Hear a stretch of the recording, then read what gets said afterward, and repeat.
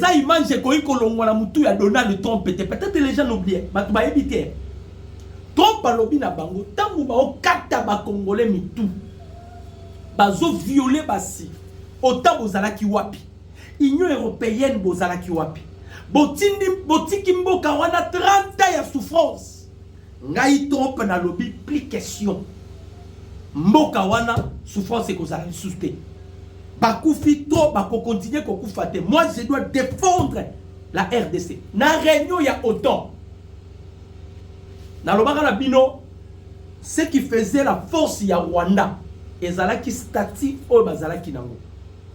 Rwanda zalaki na des statuts. Rwanda zalaki na statut ya ba victime. Rwanda zalaki na statut ya génocide. Bakosa mokili mobimba.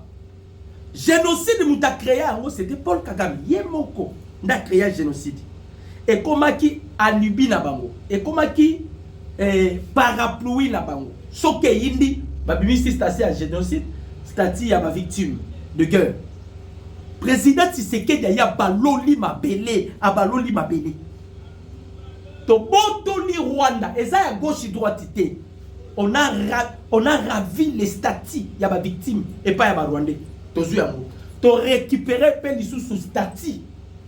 Ya banani, ya Génocoste, tu te célébrer moi ya Génocoste. C'est la toute première fois de l'histoire que Mundele Lelo a reconnaître qu'il y a eu génocide au Congo. Mandeko, si tu vois quelqu'un insulte Tshisekedi, beta mbata. Je vous dis, le président Félix est un humain, il peut avoir ses défauts à lui et ça va défaut naïe. Na mokili to na vie ya mutu ba sutiraka mingi ba qualité et non des défauts. Soki bozuta la mutu mingi na ba défaut okolinga ba tuté na mokili. Il faut qu'on landela beaucoup plus ba qualité ya mutu. Depuis que le monde est monde, c'est la toute première fois de l'histoire Mundele a reconnaître qu'il y a eu génocide au Congo. Mundele a reconnaître que le Congo est le pays le plus victimisé au monde. Donald Trump lobby na réunion ya OTAN à Lobiango. Na réunion ya OTAN à Lobiango. C'est grave, bandeko ba congolais. Donald Trump a ébissi OTAN na Union européenne. A lobi quand on tue de Congo ba congolais plus vous allez wapi. Boyebi lo ni le kaki. Pour gagner procès oyo. Peut-être que les gens vont éviter. Le président Félix a bandit diplomatie. Aux États-Unis d'Amérique, Donald Trump a vendu na kit. Monsieur Massa de Bolos, Monsieur Marco Rubio. Parce que le vice-président des États-Unis, Monsieur J.D. Vance, a ami intime ya président Tshisekedi. Président Tshisekedi a fait un document à l'obibo brandir les images. Trop pas mon makambo et salama na Congo. Bandeko, bazui va projeter image. Trop pas moni oyo ba M23 ba sali na est. Trop pas simbi mutu. Atuni Massad Bolos. Ba image yo eza vrai. Eza fausseté. Massad Bolos alobi c'est vérifié déjà à partir à Pentagone. Si y a pas vérifié sont des vraies images. Trop paturi bango tout ce qui se passe ici na ba image yo makamboleki na Congo yango yo balobi c'est ce qui vient de se passer au Congo. Donald Trump a beti messa bandeko a beti messa lobi non voilà pourquoi quand il faisait discours à Lobanine alobi ba Rwandais ba bimi na Rwanda ba yena ba machette ba okata ba congolais. C'était ça son discours. Le président américain Zolo Banamuno connaît bazo kata ba congolais ba machette. Donald Trump alobi bazo kata ba congolais ba machette. Ah na Zolo Banabino, il y a des prix à payer contre Kagame. Kagame va subir ce qu'il n'a pas subi. Na lobi bo bimate na bombeli bino loko moko bokoyoka ce qui se passe. Donald Trump à côté qui ragnon. À lobby, il faut qu'il y ait d'autres mesures. Donc, n'engé nazo ko informer bino awa na stade Tozali. Tozala qui n'a deux pays le plus victimisés au monde. Et ces deux pays a été toujours soutenu par les États-Unis d'Amérique. Premier pays, c'est Israël. Deuxième pays, c'était le Rwanda. Mais la RDC vient de remplacer le Rwanda. Donc, comme il y a deux pays seulement. Le Rwanda est écarté. Pour votre information. Le Rwanda est écarté. Nous avons que deux pays. L'Israël et la République démocratique du Congo. Voilà pourquoi vous avez vu Nadoa. Monsieur Massad Bolo, c'était catégorique. Alors, Rwandais. Alors, vous n'avez aucune légitimité. Surtout, IM23. Bokanga Mounoko. Bokanga Mounoko. Bozana leçon morale Yakou. Donc, Boyan et Loko Boyko réclamer té. Bokalisou Nations Unies. Nations Unies n'a pas sous Kagame. Rapport ya Nations Unies. Aimez la vidéo. Pendant qu'on restait branché, na bino na obwa ka bombe. Na opanzantek. Restez branchés. Boka, rapport ya Nations Unies. Nations Unies a mis rapport nini. À ce qui concerne Paul Kagame. Tobi se Kagame, tokosi liso mayeli. Lobby, Nations Unies a mis rapport. Nations Unies a mis rapport, babi un rapport de l'ONU de 2025 révèle comment le Rwanda utilise les FDLR pour couvrir ses crimes de guerre en République démocratique du Congo. L'ONU affirme que cette menace est exagérée et masquée des objectifs plus profonds de conquête territoriale, de vol de minerais et des influences régionales. Nations Unies a mis ce rapport à lobby, biloko nyonso boyo kakayaba FDL. Le Rwanda utilise ça pour couvrir ma crime na bango. Voilà pourquoi Nadoa boyo kaki Massad Bolos. Massad Bolos a lobby Nadoa lobby nini? A lobby les FDL bazali sous menace parce que Rwanda lobaki ba FDLR baza menace pour na Kigali. Massad Bolos a lobby les FDLR ne sont plus de menace pour Kigali. Botika ko sabato. Nations Unies a mis ce rapport. Rapport Moussousou. Des nouveaux rapports de l'ONU de 2025 ont révélé les rôles directs du Rwanda dans les crimes de guerre du M23 au sein du haut commandement du M23 par le général James Kabarebe et 4 autres officiers. Nations Unies a beta kaka. Nations Unies a beta kaka. Abimisi le sous rapport Moussousou. Rapport Abimisi Koutou et Yende Koutou concloué Koutou le sous ennemi. Ennemi en perte de vitesse, en perte Yamakamounionso. Bandeko. Et le Koumoussou se dépassé Ngaï et dépassé attendement Nanga. Binonyo Sobobi que Paul Kagame c'est un homme fort. Le président Félix Ebisaki Kagame, quand vous avez des pensées expansionnistes pour mon pays, tu finiras comme Adolf Hitler. Bandeko, Paul Kagame affaibli, il jette l'éponge. Kagame jette l'éponge. Dans le Bible, Kagame jette l'éponge. Kagame a jeté l'éponge na nini. Il vient d'envoyer des anciennes présidentes. Il y a des anciennes présidentes africaines. Atindi bango ba kokutana mokonza mboka. Kagame a sengi pardon. C'est une question que je vous pose. Bondimi mokonza mboka limbisaye. Paul Kagame otozayi komona homme fort. Il envoie deux personnalités. Baye koluka mokonza mboka. Nazola tsabino baye babilongi na bango bomona. La posé bino kaka question, vous acceptez que le président Tshisekedi alimbisa Kagame? Ceux qui vont accepter ango, na mona ngona ba commentaire na bino, bolobi ke mokonza mboka alimbisa Kagame.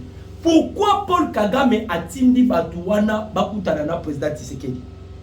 Et réponse nini président Félix a pesi Kagame bozo kango tout de suite na émission Oyo. Boye bake Kagame a déjà bloqué.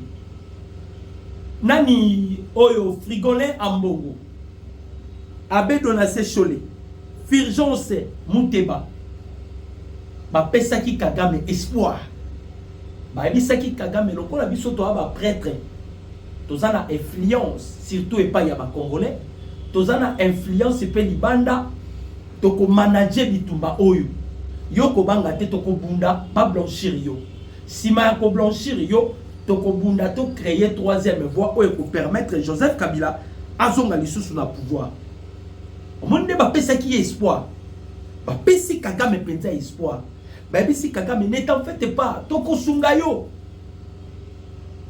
nde Kagame azwi mbongo makoki na ye nyonso atie na biloko na bango ya nini ya pacte social atie mbongo na pacte social. Donc vous allez comprendre directement quel était l'objectif du pacte social. Mais je vous dis que Paul Kagame a outi kosenga pardon et pas président Tshisekedi. Kagame obomona kalolendo yango na blobi na ebandeli awa Nathalie Kabila Nathalie Nangala tuni bango sort na bino kozala ndenge ni bino bozana kata ko se distraire na doa boluka ba pesa bino gérance ya Nord Kivu na Sud Kivu awa Kagame azotinda batu ba sengele pardon. Kagame tindi batu ba senga pardon pa mukonza boka badeko attaquer espoir et pas ba prêtre catholique attaquer espoir na Union européenne attaquer espoir na France attaquer espoir na ba IM23. Kagame se rend compte que au fur et à mesure mikolozo kende au fur et à mesure batana ezo koma muke Kagame a supplié le président Tshisekedi par deux personnes au yatindaki basimi bale au yatindi basenga mukonza mboka pardon. Ce n'est pas l'Union européenne, ce n'est pas l'Union africaine, mais c'est Paul Kagame qui les a envoyés par kosengele par deux par président Tshisekedi.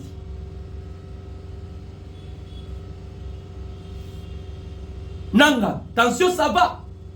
Franck Idiongo, Nzambe na bino Kagame, aboite éponge, afukameli Tshisekedi. Quand je vous dis que Tshisekedi, un Dieu est mort. Bandeko, si vous maîtrisez la spiritualité, vous êtes un homme fort. Quand les chefs de l'État a qui peuple congolais a même mis son martyr, il a demandé pardon pour ses prédécesseurs. Na deuxième place, le président Tshisekedi a émis Nzambe quitté au Sala.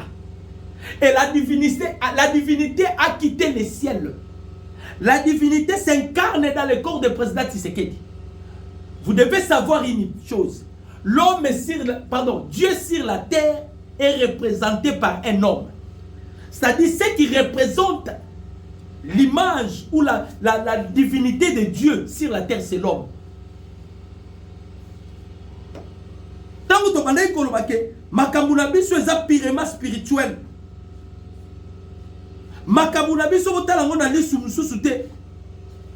O ezole kana Congo c'est purement spirituel. Yango bomona ki président américain. Ya tindaki déjà délégation ya basali na Nzambe. Baya awa babondela. Parce que batalaki balobi non makambu ya mboka na biso zo ki est purement spirituel. Boyoka Batoyo Paul Kagame atindi. Bandeko ba Congolais. Toyebisaki Kagame eloko lekiti kezate Kagame azaki teti. Kagame tika lingo yokate. Kagame tika lingo yokate. Kagame tika lingo, mais Kagame à la fin de compte Kagame vient de demander pardon. Ce qui est plus grave. Ce qui est plus grave. Et l'autre Paul Kagame envoie des anciennes présidentes africaines. Et le président Tshisekedi refuse net. Kagame a tindi des présidentes africaines. Mukonza mboka alobi plus question. Atindi bango pona nini tozongi. Dans une tentative diplomatique de dernière minute, le président rwandais Paul Kagame a mandaté Catherine Samba Panza, ancienne présidente de transition de la République centrafricaine, et Sale Work Nzete, ancienne présidente de la République fédérale démocratique d'Éthiopie, pour rencontrer en privé le président de la République démocratique du Congo, Félix Antoine Tshisekedi Tshilombo, à Kinshasa. Baye ya kobatama. Parce que Kagame c'est un homme fort. Atindi siko batu, batongo baye ya kobatama. Baye koluka mukonza mboka ya kobatama. Ya kobatama. Baye nani message ni. Leur mission était claire. Transmettre un message personnel de Kagame sollicitant un tête-à-tête avec le président congolais. Eh, Kagame. Bandeko. Bandeko. Mutako Maranasuka. Mutako Makanatsuka. Oyo erero yo. Ata nzambe na likolo so mukonza mo asale erera boy. Nzamba olimisa chef de l'État. On ne peut pas raconter avec un Lucifer. Kagame c'est un Lucifer. Plus question. Beaucoup de réponse à mukonza mboka. Kagame a précipité. Boyoka attention à Kagame. Boyoka idée à Kagame. Qu'est-ce qui se passe? Kagame a tali gauche. Kagame a tali droite. A Monique, a déjà bloqué. A bloqué Batfisier. Lokola a bloqué Batfisier. Qu'est-ce que Kagame pensait? Kagame a lobby n'a dévancé Mindele. Parce que une fois les chefs de l'État osent yakukuta na Kagame avant bakutana na Washington, ba Donald Trump, ba Massad Bolos, ba kosokola maboko pour la makamba Congo. Ba kosokola maboko pour la makamba Congo, ba kota suma makamba Congo te. Lokola Kamere auti ko sala acte ya koyamba homologue na ye na France. Kotalisa opinion internationale que la République démocratique du Congo n'est pas en guerre avec le Rwanda, ils sont en bon terme, surtout que la négociation est à. Et puis vous avez suivi le discours de Kamere. C'est de la même manière, Malice Wana Paul Kagame Alinga Salango avec le président Tshisekedi. Une fois le chef de l'État à Koutanina Kagame. Bandeko, même Donald Trump place à Rosaraba, Bangomi Balefona Longola Bangola pouvoir. Parce que va décevoir. Na elekoyo, le chef de l'État ne peut pas oser yakutana Kagame. Akotika la kate kokutana Kagame. Adam Kete. Parce que eza piège pas Kagame.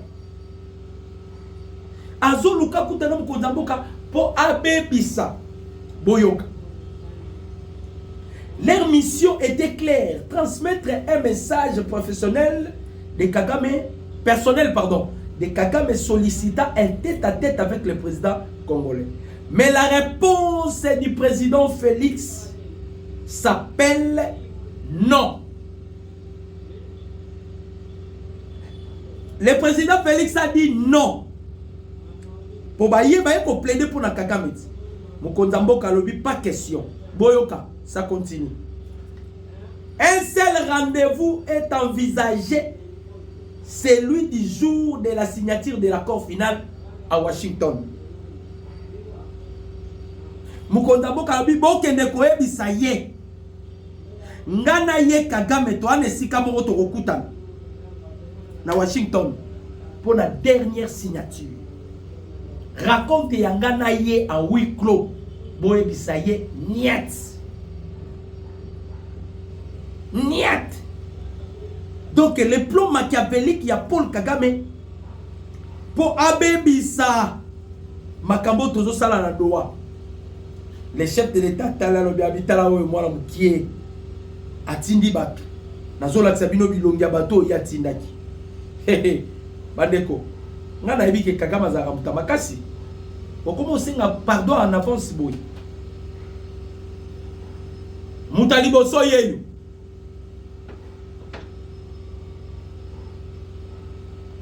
Mwana mwa soyo, mutalibo soyeyo. O Kagame tindi. Yami baleyo. O akoyi kozala ndeko Kagame te oyo, Ethiopienne oyo. O akoyi kozala ndeko Kagame te oyo. Ce sont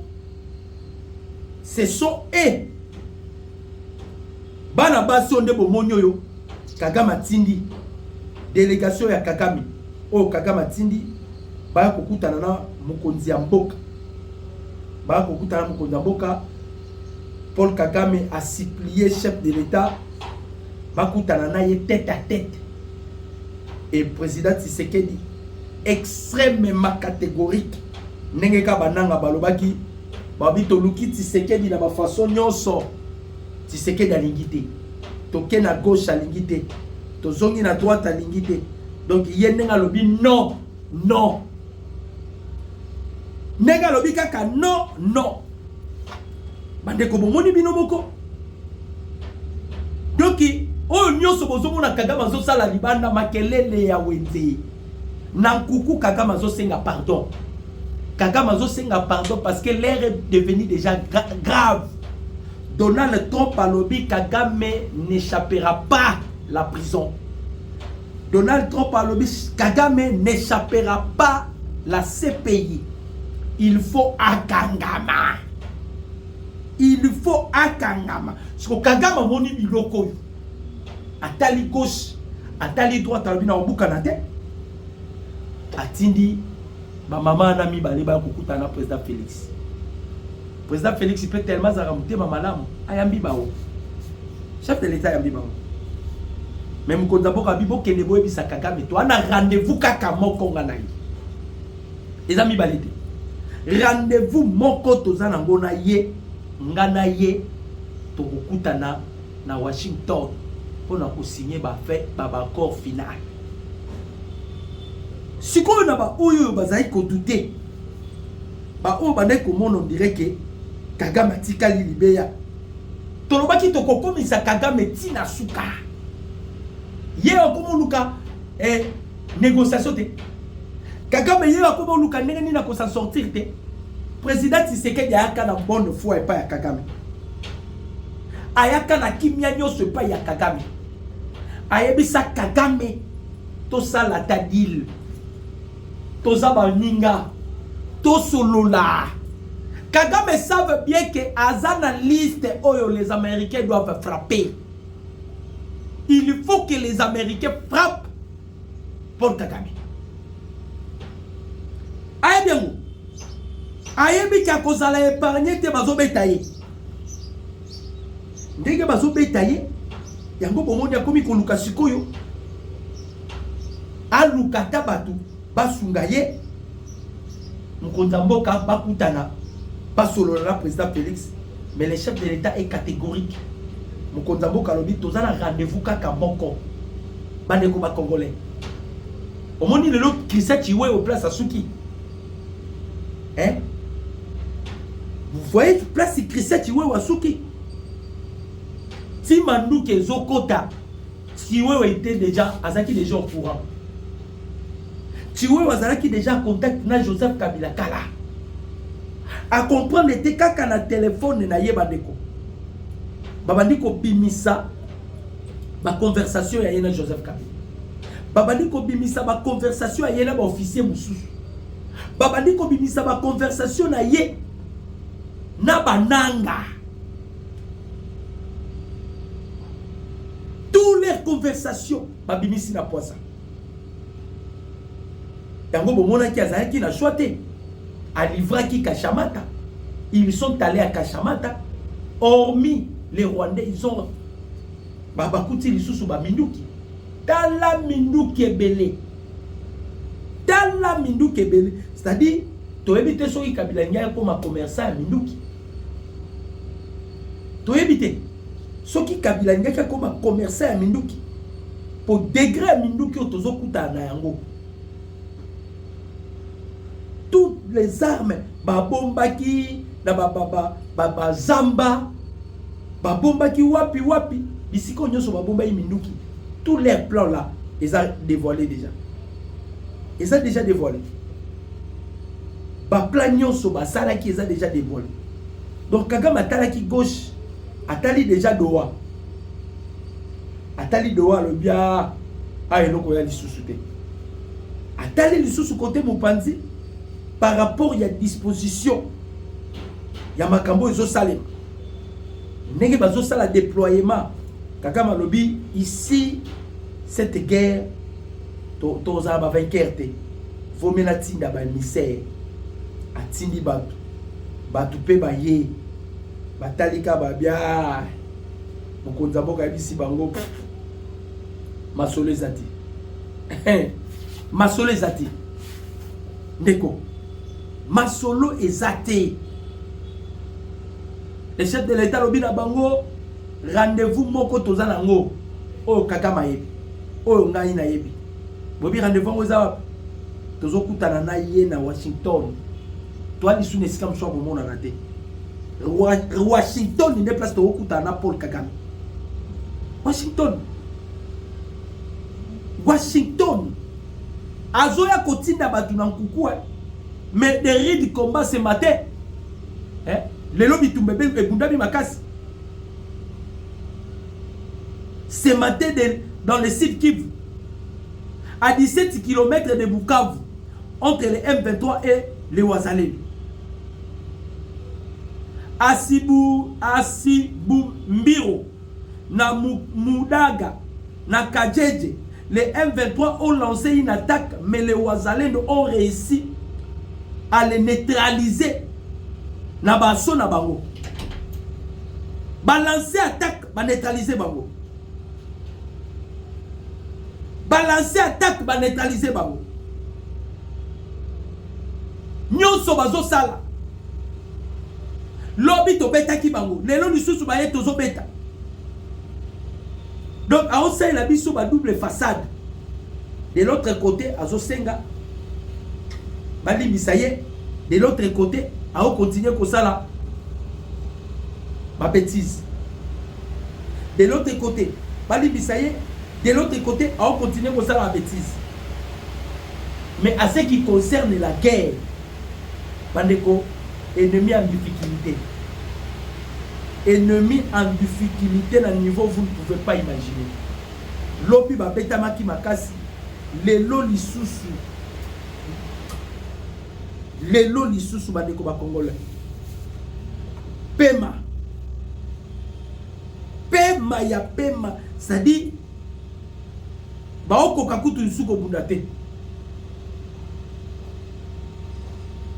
bazoko kako bundate soto bandiko beta bango kaka babwaki soto bandiko beta bango kaka babwaki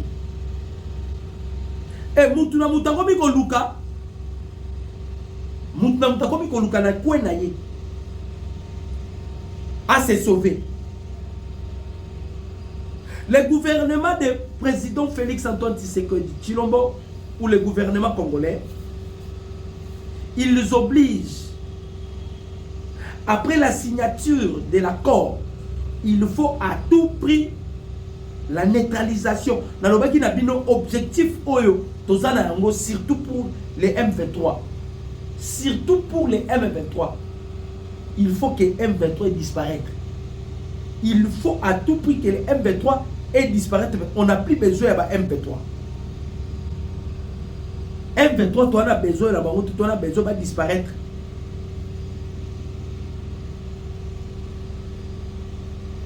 Tu as besoin de disparaître.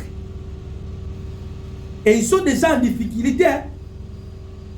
Tant qu'on dit déjà Kagame, quelqu'un de l'arrogance, a commis Kitissa, Bandeko, commis Kitissa, parce qu'il est bloqué.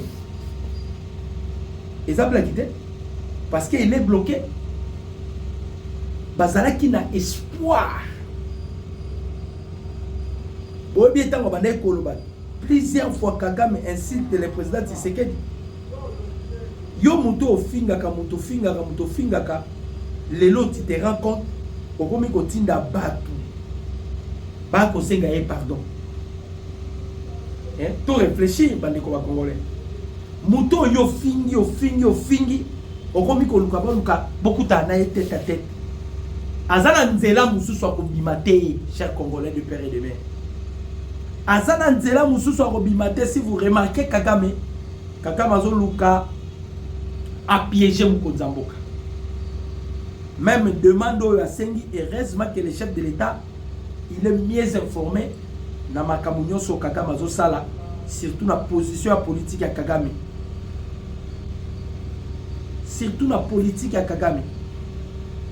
Donc, c'est impossible. C'est impossible. Impossible Kagame ne soit comme Bimate. tolobaki yango ndenge ye déjà dans la difficulté maintenant ekosukela Kabila ndenge nini ekosukela ba misusu wana ndenge nini ekosukela bango nini bato bamonaki que ils auront la facilité tant que banaye koloba ke tokosilisa bitumbo na biki na papier ndenge tosalaki par Joseph Kabila on a récupéré tout ya Kabila à travers biki na papier. De la même manière, Doha déjà kuna baza crucifié. Crucifié, Kagame Talibo a dit non. Si je continue à compter sur Doha, on sera le plus malheureux. Na envoyé Natina na Lombangu, mais Atindi pe Batou sans succès. Lourd affrontement en cours entre les M23 et le Wazalendo. À Luanguba, près de Massissi Centre, les détonations ressonnent toujours, repoussées plutôt. Les M23 tentent un retour, mais le Wazalendo les domine. Bisika nyonso na ligne de front, bango nyonso, ba ligne de front nyonso ba fongoli bituba. Ba oko bundate parce qu'ils sont en difficulté de se battre. De deux, pour avancer dans bango, ba combien incapable. Baza pour avancer te. Kaka batali ba paramètre wana nyonso. Kaka batali ba paramètre wana nyonso. Atali ndenge mundele surtout les Américains baza déterminés. Donald Trump baza déterminé. Atali Donald Trump, atali ba paramètre nyonso Kagame rabi. Ah, so na continuer ko s'entêter et aux aliwa. Vomina tinda ba. Mais atindi pe batu le chef de l'État kuto abomi et lisusu bien. Le chef de l'État abi négociation ya ngai na yo. Toi ni sika moko to okutana. Lieu de rendez-vous zaka wa moko. Lieu de rendez-vous za wapi na Washington. Est-ce que Kagame a coqué Washington? Kagame a coqué Washington? Photo solo là. Est-ce que Kagame a coqué Washington? Il est surtout déjà affaibli. En dehors, il y a quoi affaibli? Il y a être affaibli. Paul Kagame, atali peu gauche, atali droite. Asala qui est fort. 5 sungaye. Ba blanchir mais ba dossier zakaka. Ba dossier zakaka. Il y a un monsieur au Bakangi, un homme qui a été arrêté. Il est ni Wazalendo. Ba Wazalendo de Bakangi. Aoutaki Kamanyola, Katogota. Ce monsieur n'est pas ni Mouzelendo, ni élément de la coalition M23 AFC RDF. Mais son travail, c'est de chercher des médicaments traditionnels de Wazalendo et les donner aux éléments de la coalition M23 AFC RDF sur les lignes de front, telles que Katakota, Kamanyola. Il était parmi les traîtres qui ont montré les éléments de la coalition M23, les différents chemins qui mènent vers Rubarika, Businga, Rurambo, Kichele, etc. pour seulement $200. Bakangi mouton. Yazozo Kisi ya Wazalendo. Donc, alors qu'il a dévoilé ba secret. On dévoilé ba secret. Ba secret ont dévoilé ba secret à Wazalendo. Ba secret ont dévoilé ça ba secret. Donc, Makamounio Soso Salamana Est. Peuple congolais de père et de mère. Torobaki, chaque esprit, qui en avance, chaque esprit, surtout ancêtre na biso, on a qualité beaucoup plus sur l'indépendance. Quand vous avez pourquoi? Parce que on a revendiqué l'indépendance na biso. Tellement que tous ces esprits et ça les fusion dans un autre corps. C'est ce qui fait que Moukonzambo est comme très difficile pour pénétrer. très difficile pour pénétrer.